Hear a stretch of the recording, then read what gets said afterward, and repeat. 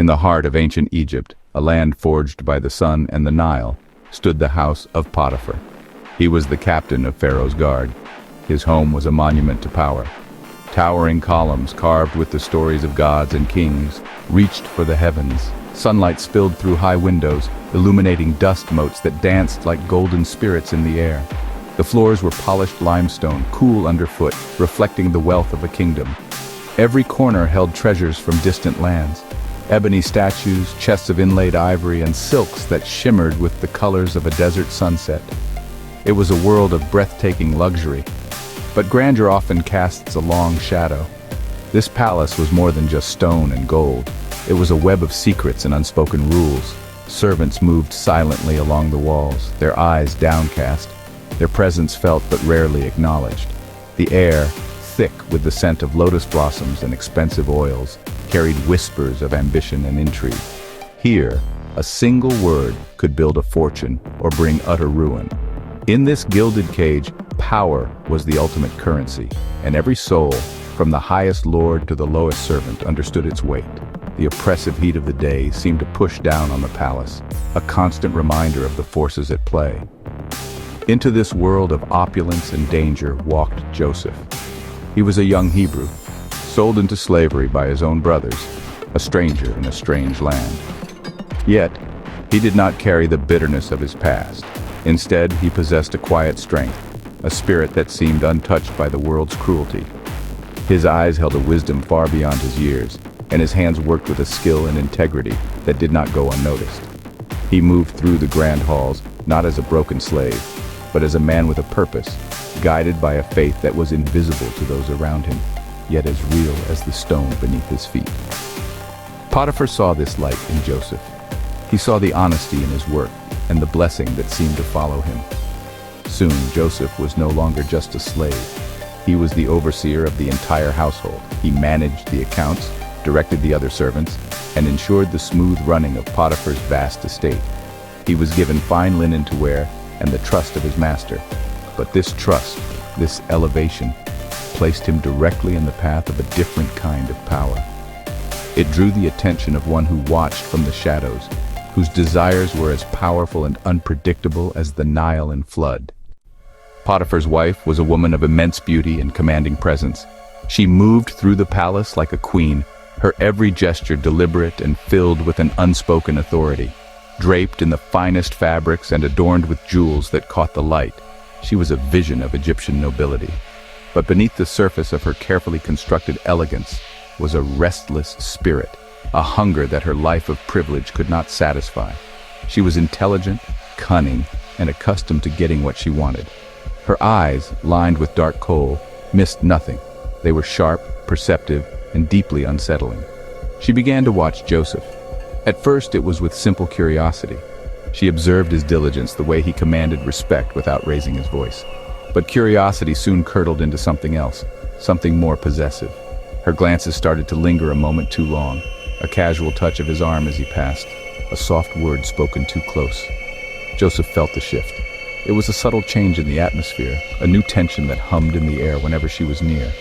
He tried to avoid her, to lose himself in his duties, but her presence was inescapable in the confines of the palace. "Lie with me," she said one day, her voice a low murmur, a stark command wrapped in a silken suggestion. Joseph was stunned. The words hung in the hot, still air between them. He looked at her, at the powerful woman who held his fate in her hands, and felt a cold fear creep into his heart. This was not just a desire, it was a test of his loyalty to his master, Potiphar, who had shown him nothing but kindness and trust. And more than that, it was a test of his faith in his God, a God of righteousness and moral law. He refused, his voice steady despite the tremor he felt inside. "My master trusts me with everything in this house," he explained, his words careful and respectful. "He has kept nothing from me except you because you are his wife. How then could I do this great wickedness and sin against God?" His refusal only fueled her desire. It was a challenge. She was not used to being denied. Day after day she persisted, her advances becoming bolder, her whispers more insistent. Joseph's life became a tightrope walk over a chasm of temptation and danger. The tension within the palace walls began to mirror a storm brewing outside.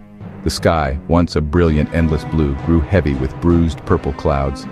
The air became thick and charged, and the wind began to howl, rattling the palm leaves and sending sand skittering across the courtyards. Inside, shadows stretched and danced like specters on the walls, thrown by the flickering light of the oil lamps. The oppressive atmosphere was a perfect stage for the final act of this dangerous drama. The palace felt smaller, its grand halls becoming a trap from which there was no easy escape. On this day, the house was strangely empty. Potiphar was away on official business, and the other male servants were working in the fields, leaving the palace to the women and to Joseph, who had come inside to attend to his accounts. He moved with caution, his senses on high alert, every creak of the floorboards, every whisper of the wind sounding like a footstep behind him. He knew she was near. He could feel her presence like a change in pressure, a silent, predatory energy that filled the empty spaces of the vast home. The storm outside was breaking, and a storm within was about to do the same. She found him in a secluded corridor. She cornered him, her eyes ablaze with a desperate, determined fire. There were no more soft words or subtle hints. She grabbed hold of his cloak, her grip like iron. "Lie with me," she demanded, her voice raw with frustration and command. In that moment, Joseph saw the abyss. To stay was to betray everything he was. To fight back was to invite a wrath he could not survive. His mind raced, his heart pounded against his ribs like a drum, echoing the thunder that now cracked overhead. There was only one path. With a surge of desperate strength, he tore himself away. He did not hesitate. He did not look back. He simply fled. He ran, leaving his outer garment clutched in her hand, a tangible piece of his presence left behind in the chaos. He burst out of the corridor and into the storm-lashed courtyard, the rain hitting him like 1,000 tiny needles. He ran from the temptation, from the lie, from the woman who sought to ruin him. But in his escape, he left behind the very evidence that would be used to condemn him, the silent fabric witness to a crime he did not commit. When Potiphar returned, he was met not with the calm, orderly house he had left, but with a tempest of accusation and rage. His wife, a master of manipulation, presented the cloak to him. She wove a story of assault and betrayal, her voice filled with feigned terror and righteous indignation. She painted Joseph not as the loyal servant he was, but as a treacherous Hebrew slave who had dared to violate the sanctity of his master's home. The cloak, Joseph's cloak, was the undeniable proof. Potiphar's trust, once so freely given, shattered into 1,000 pieces. His love for his wife and his pride as a master blinded him to the truth. Justice in that world was swift and merciless, especially for a slave accused of harming his master's wife. There was no trial, no chance for Joseph to speak, no one to hear his side of the story. The word of Potiphar's wife against that of a foreign slave was no contest at all. Joseph was seized by the guards, men he had perhaps directed only hours before. He was stripped of his fine linen, his position, and his freedom. The injustice of it was a bitter pill, a betrayal that cut deeper than any whip. He had done the right thing, and his reward was ruin. He was thrown into the royal prison, a dark, damp pit reserved for Pharaoh's prisoners. The grand halls of the palace were replaced by cold stone and the stench of despair. The sunlight was gone, replaced by a gloom that seemed to seep into the very soul. Here in the darkness, it would have been easy to give up. It would have been easy to curse the God who had seemingly abandoned him to this fate.